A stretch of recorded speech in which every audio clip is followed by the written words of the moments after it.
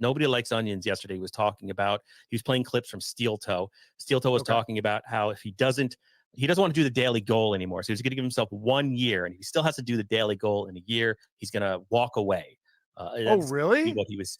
Well, Steel Toe sometimes will say something, and then the next day you don't know if he was just, you know what I mean? But that's what I heard on Patrick Melton's broadcast, and I'm wondering, where do you see Steel Toe in a year, and do you have any advice in terms of revenue for that show?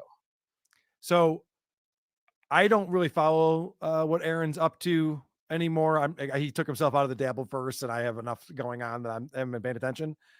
I told him the very first time I ever talked to him, he had me on his show, would do an interview. And I told him, I go, what you're doing wrong here is you're starting with infrastructure and then trying to get the revenue to justify it.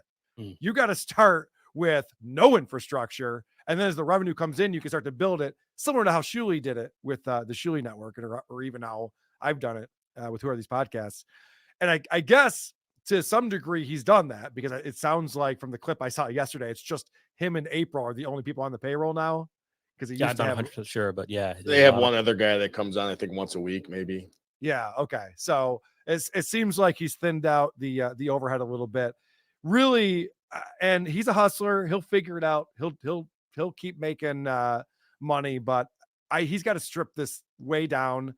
This whole idea that in order to make a living, this is what's crazy to me, because I always thought show business is awesome. You get overpaid and you work way less. That's the great thing about show business. And these people are doing it wrong. Like even Shuli and those guys, they're on all morning and then they're on all evening.